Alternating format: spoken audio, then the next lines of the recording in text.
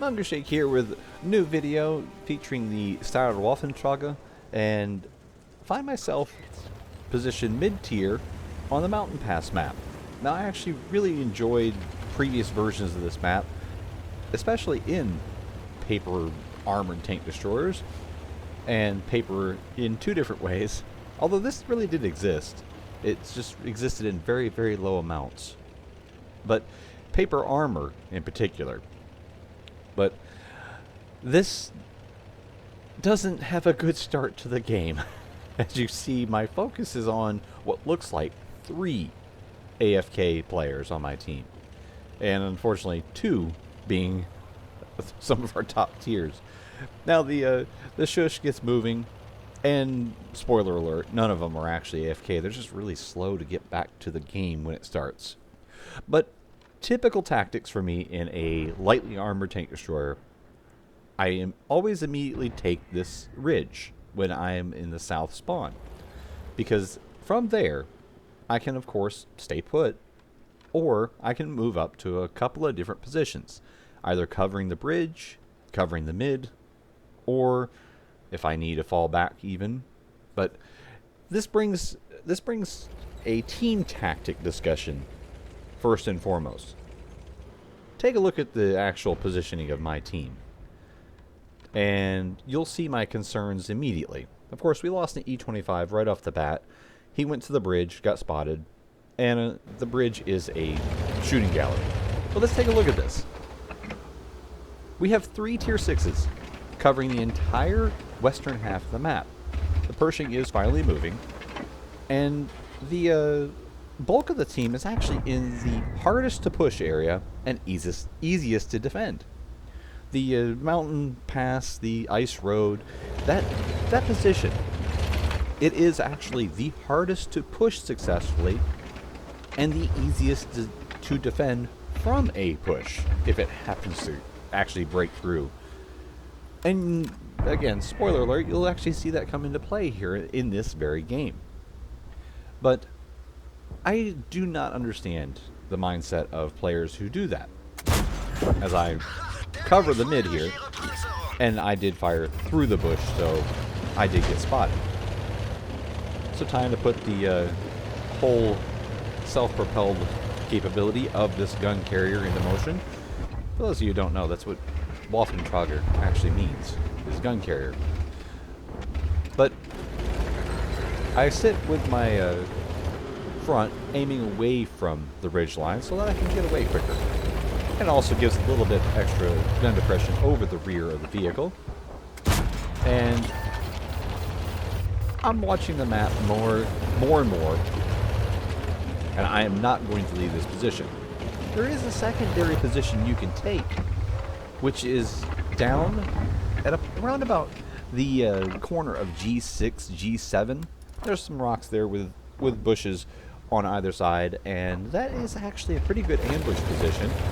And as long as you have a sufficient force to hold the bridge, you can actually sit there and absolutely stave off a incursion from the west.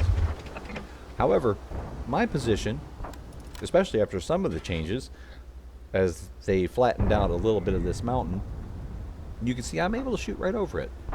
And I can actually defend from here as long as I pay attention, and I can also get shots into the perch. Of course, the perch being at H3. But a big part of World Tanks is simply watching the map. And you notice I put a shot as soon as the VK-3002M got spotted. I was ready to swap targets and fire over there. And now, of course, I'm looking to sneak a shot into the turret of the Iron Arnie, which that tank is probably the most dangerous, except when they forget to run a fire extinguisher. As he took the hit for 263 and then burned down for over 500 damage. You can tell who is running the whole try-hard loadout of food instead of a fire extinguisher. That's why if you watch my replays enough, you'll see I never ever run food. The only time I do is the few times I play artillery, because then once you're spotted, you're dead anyways. And the benefits from food become so significant with the long reload and horrible aiming that it's worth it. Something like my Steyr here, I want to be able to put a fire out, as the Iron Arnie fell victim to. But this position is such a good spot, as long as you know when to sit here and when to move. There's no reason for me to move. It's going to be a very campy game, because I can provide coverage, not quite to the bridge. The RHM really needs to be out of there already. He needs to be moving to the rocks or the bushes that I mentioned. That would be a perfect position for him to be in. If he could bail out and get back here, then he could use the hard cover of the rocks to protect him during reload while I offer cover fire. But now here's one of the issues that they've made. The whole upper portion of this used to be a great spot to defend against a loss in the east. But they've removed that. So now your best option is where I'm going. Go back here to the concealment offered by knocking some trees down, getting in the bushes, make yourself a little nest.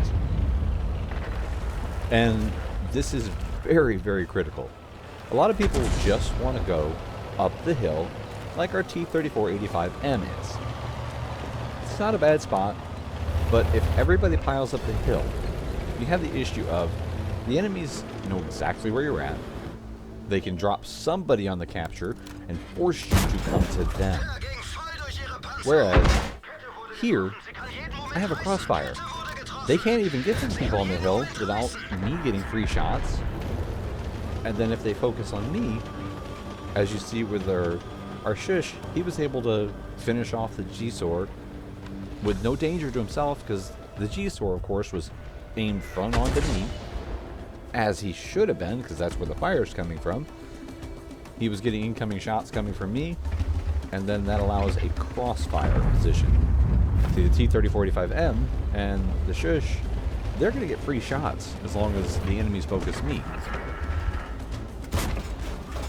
I was hoping for a sneaky shot on the Scorpion there, but I really don't have a very good line of sight between the boulders near the Scorpion and a very tight and narrow passageway.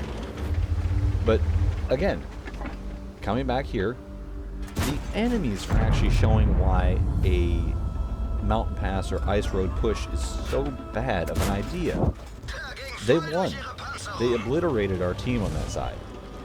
However, they are stuck, unable to capitalize on it.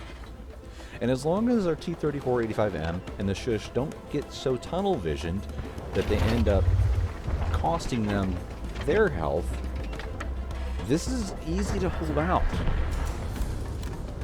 The only thing I'm concerned with is the SU-152 was so far behind that I know he's not coming this way. He should have been with these tanks if he was coming the same direction.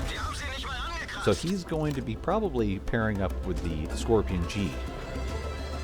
And with everybody focused so much over there on the 40TP and the M3Y, you see me painting my turret around. I'm expecting that the T-3485M is going to spot either the SG-152 or the Scorpion making a break for it. And with a high roll, the Scorpion could one-shot the T-3485M. And if the SG-152, which here he is, he could also. But now, because I was paying pretty close attention here, and so was the Hummel, to his credit, the SU-152 offered basically just free damage. And here's this nice sneaky little shot that I'm able to get by reversing up the ridgeline. The enemy artillery, again, it was nice to see both artillery being very active. Haven't seen much of the enemy Hummel, but our Hummel and the S-51, proactive artillery players. Artillery might be annoying, but it is nice to see players who are being proactive. But with this now, this proves a couple of different things. As the game continues, we just have the Hummel to hunt down. But pushing the ice road from both teams' perspectives was a failure in tactics. My team pushed it, lost. Half of our team nearly was over there, as the show offers basically a free brothers in arms. But my team pushed it and lost nearly half of our tanks in that push, or 0 gain. The enemy team won that side, but again, they lost all their tanks as soon as we put up a good, solid defense.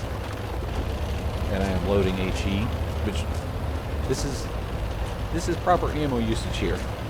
Remember to carry some HE, because this will be, spoiler alert, this will be a good example of why to carry some HE. I have 240 average damage with this 88 L71. Hummel has about 300 health. HE can one-shot him. The AP will not, as he gets detected by ours. Ours went up the hill to be, I guess, at least a tripwire. You'll find out why I say that. He gets off his shot, and that happens to be his last shell. So he's been busy. As he says right there in chat, out of ammo. But I'm returning, and he has almost 300 health. But I have HE loaded. I'm going to get a nice clean side shot and finish him off there for 286. So a solid game showing the last stand done properly, as well as the futility of that ice road push. But it was, of course, an ace tanker, and bruiser, arsonist for burning down the Iron Arnie, a few other things, along with, I believe I got Pascucci's, and then there's the Brothers in Arms and a high caliber. Despite the Shush getting a top gun, I actually dealt more damage with over 3,200 damage while being mid-tier. And I didn't fire any premium ammo, and I netted over 1,100 base experience with this. Another thing the Steyr is very good at: sneaky last stands. But I hope you enjoyed this, and thanks for watching.